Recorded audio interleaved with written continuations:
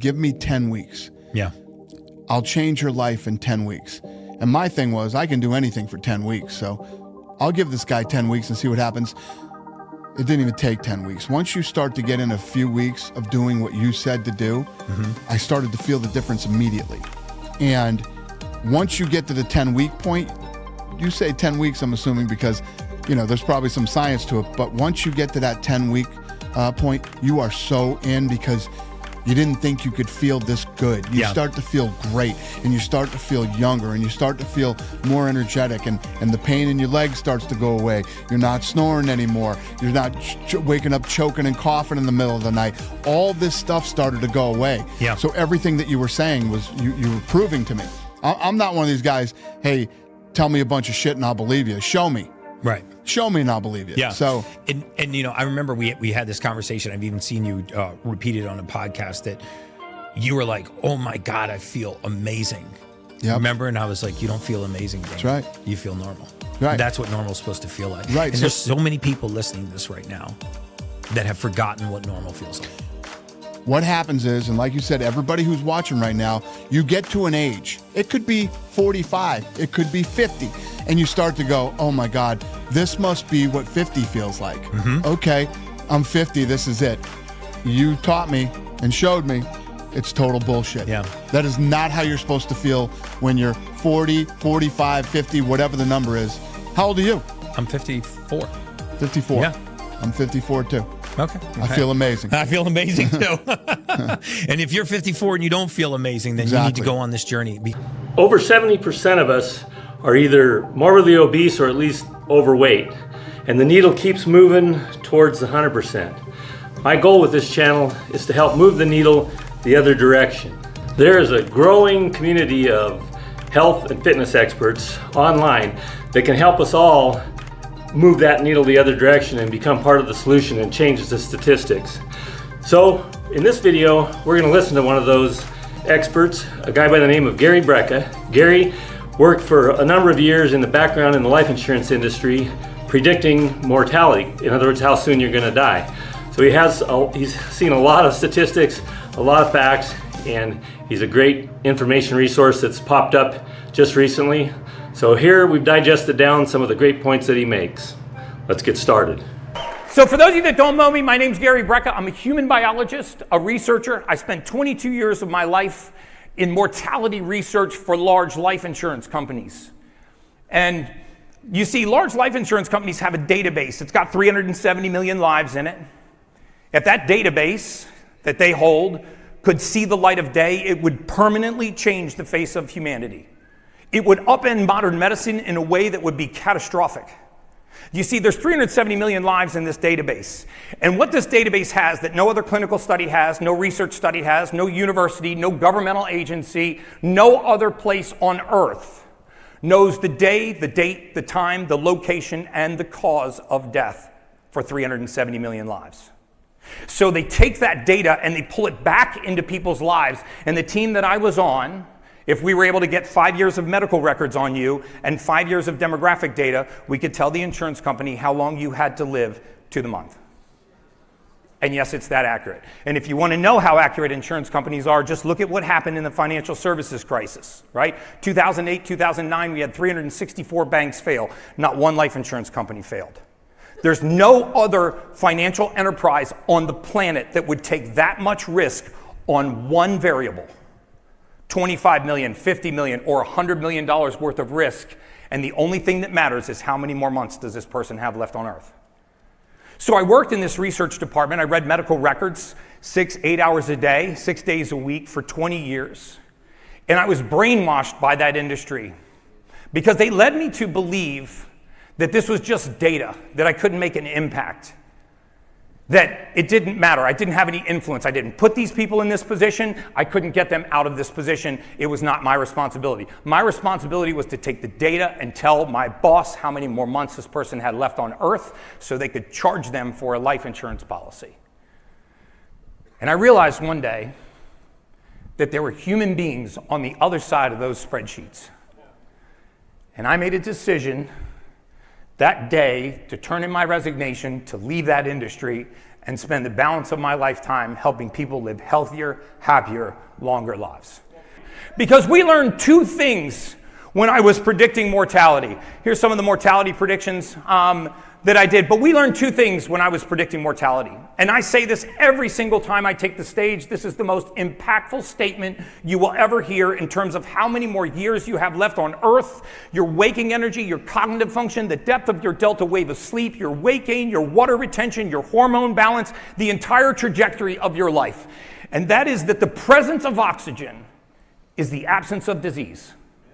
So the presence of oxygen is the absence of disease. The second thing that we learned was that nearly every complication that we accept as a consequence of aging, weight gain, water retention, brain fog, ADD, ADHD, OCD, manic depression, bipolar, all kinds of mental disorders, the history of a genetically inherited disease is absolutely none of those things. It is a missing raw material from the human body, a deficiency that is leading to those diseases. You know, we would see patients all the time that were diagnosed with a long-term, like, clinical deficiency in vitamin D3. You could see it in the medical record for, over a decade. Mm-hmm. And now they're exhibiting rheumatoid arthritis-like symptoms. Now, they don't have rheumatoid arthritis, but in the hands of the wrong primary care physician, when they give their patient history, it parallels rheumatoid arthritis so exactly that they get told they have rheumatoid arthritis, they get started on a corticosteroid, and we knew that if you started oral corticosteroids, you had basically 6 years and 1 day until you were having a joint replacement. And so now, you're diagnosed with a condition that you don't have, you're put on a medication that you don't need, it causes you to have a joint replacement that wasn't required. And this reduces something called your ambulatory profile, which is how well you ambulate, how well you move. And as you reduce ambulation, right, as you reduce mobility, remember, sitting is the new smoking, right? Sedentary lifestyle is the leading cause of all-cause mortality. We're really starting to thoroughly understand the implications of, muscle latent age, fighting something called sarcopenia, age-related muscle wasting. But as you get 6 years and 1 day from starting corticosteroids, which you didn't need, you're now having a joint replacement. So now you reduce ambulation, mobility, and now you bring forward diseases from your future, right? You borrow from the future and you start to bring forward all of the diseases that exacerbate with reduced mobility. So you exacerbate cardiovascular disease, atherosclerosis, arteriosclerosis, multisystem organ failure, hypoxia, all of these things that you otherwise wouldn't have had if you had just known that you had a simple nutrient deficiency. Clinical deficiency in vitamin D3, the sunshine vitamin, the only vitamin that human beings make on their own. Let me ask you guys something. How many physicians in this audience right now, by show of hands, how many of you are treating patients for genetically inherited diseases? Genetically inherited diseases like hypertension, like hypothyroid, like hypercholesterolemia, hypertriglyceridemia, even drug and alcohol addiction, anxiety, depression, all of these diseases that run in families. And before I got through 5 diseases, every single hand in the room was up. And I said, while you have your hands up, understand if you're treating patients for these genetically inherited diseases, understand we've mapped the entire human genome. We know every gene in the human body. Can any of you tell me what gene causes any of those diseases? Every hand in the room went down. And I said, the reason why you can't tell me what gene causes any of those diseases is because that gene doesn't exist. But no one could take issue with that. And if you're a physician, I invite you to take issue with that too. We do not pass disease from generation to generation. That is a lie that we have been sold because we have an industry that is built around managing disease. But if we understood that what happens is we pass on something called methylation. We pass on the inability for our body to take a raw material, a vitamin, a mineral, an amino acid, a nutrient that enters our body and convert it to the usable form. You see, just like we pull gasoline out of the ground, but we can't put it into our gas tank because the car doesn't understand that fuel source crude oil, until it's refined to gasoline. There is not a single compound known to mankind, not one. There's no vitamin, no mineral, no amino acid, no protein, no nutrient of any kind that we put into our bodies that is used in the form that we put it in. Without a single exception, everything we put into our bodies gets converted by our body into the usable form. If you cannot make this conversion, you have a deficiency. It is this deficiency that leads to those diseases. And that deficiency can be fixed. Right, we know now that cardiovascular disease begins much decades earlier in life than we ever thought. We know that things like the amyloid plaquing in the brain that lead to Alzheimer's and neurogenic disorders begin very early in life. You know, if we spent more time talking about mental fitness rather than mental illness, we would have less mental illness. Absolutely. Right?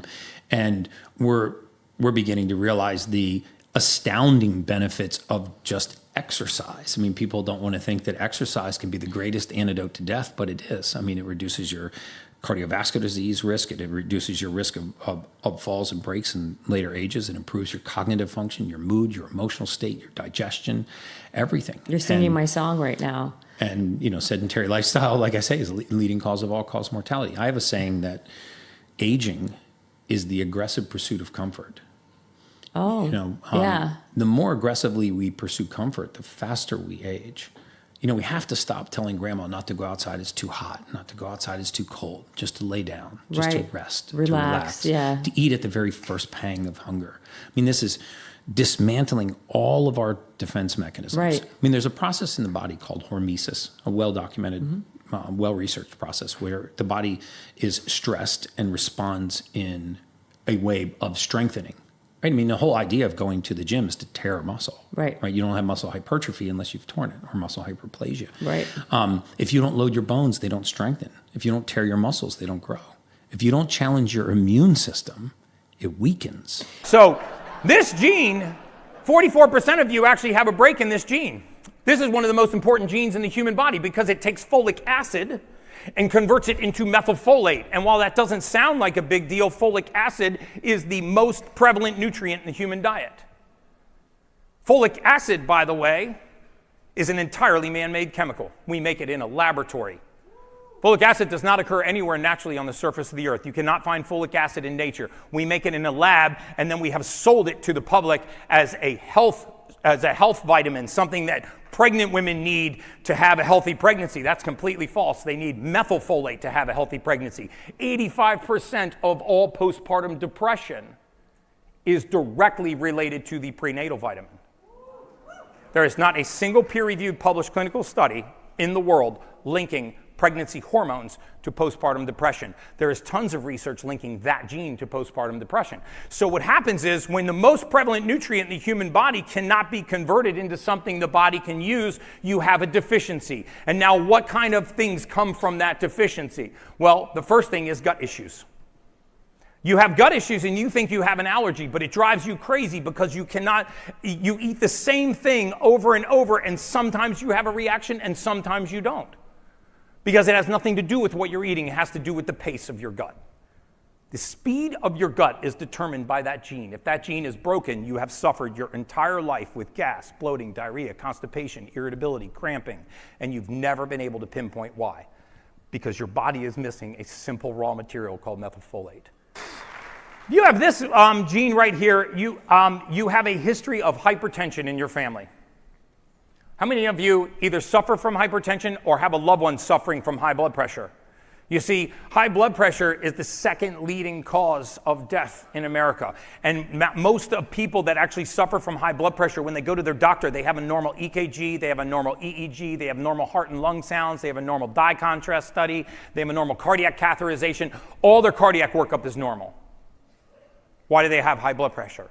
Their doctor will tell you, because your father had it, and your grandfather had it, and your great-grandmother on your mother's side had it, you genetically inherited that hypertension. Next time you know what to say. Oh, what gene did I inherit that caused that? Watch their face go blank. What happens is when you have this gene mutation, you cannot lower an amino acid in your blood called homocysteine. If this is a naturally occurring amino acid, but genetically we break this amino acid down into another harmless amino acid which quiets our mind. And if we can't quiet our mind, now we're told that we have ADHD or ADD. That's another famous one, or OCD. right? And so if I can't actually lower that amino acid, then what happens is it rises in my bloodstream. As it circulates around in my bloodstream, my arteries clamp down. If you make the pipes smaller in a fixed system, pressure goes up. And now we hold the heart responsible for a crime it hasn't committed. And we start pounding on a perfectly healthy organ with beta blockers and calcium channel blockers and diuretics, trying to pound a healthy organ into submission for a crime it is not committing, and we do this for decades. You will never convince me that 44% of Americans are so depressed they need to be on an antidepressant. 51% of Americans over 55 years old have a failing heart to the point where it needs medical intervention, or that nearly 60% of Americans suffer from a mental disorder. I'll never believe that. What I will believe is we are so nutrient deficient that without certain nutrients, we get the expression of those conditions. And so if you lower homocysteine, by the way, if you ever watched my video with Dana White, this is exactly what happened to Dana White. He was on 3 blood pressure medications. When I met him 10 weeks later, he was on no blood pressure medication. He had perfectly normal blood pressure. He was off of his antidepressants and off of his thyroid medication. And so we put these raw materials back into the human body, and that's how we just restore that vascular laxity to normal, and then the pressure returns to normal. Okay. And one of the fascinating things that I'm finding, now running in some very elevated circles with some of the top biohackers and anti-aging longevity experts, some of the greatest researchers on the planet, is that everything is coming full circle. And by that I mean we're really realizing that we need to get back to the basics in order to address longevity, in order to address aging, in order to address optimal health. And by the basics, I mean the further we get away from Mother Nature, we get magnetism from the earth, we get oxygen from the air, we get light from the sun. We were meant to spend more than 90% of our time outdoors. Now, or more than 80% of our time outdoors. Now we spend more than 90% of our time indoors. So the light is different. We're not getting, the truth is most of us are not getting enough sun. It's not that we're getting too much sun. Right. And so think about the last time that you had bare feet touching bare soil, like dirt, grass, sand. That's the last time you discharged into the earth. Right. So the pH range of the body is very narrow. It's about 4 or 5/10 of a point. We want to be slightly towards the alkaline side. It's a complete fallacy that you can get alkaline by drinking alkaline water. Okay, that's the biggest marketing myth ever sold to the public. But if we get back to the basics, the magnetism that we get from the earth can actually change the pH of the body. Right? pH stands for potential hydrogen. It's a charge. So if we want to change the charge, we need to run a low Gauss current through the body. This happens by touching the surface of the earth. If you want to do it the way that God intended for us, you can walk on the surface of the earth, you can do breath work, and you can expose your skin to sunlight first thing in the morning. And you can do all of those things at the same time if you have a backyard. Yeah. And stop worrying about whether or not it's too hot or too cold or it's raining or if it's anything else. Your body will make it for 8 or 10 minutes. I hope you got some value from this video, and if you did, please share it with your friends. Please like and subscribe. It helps me continue to try and put out content. And as always, thanks for watching.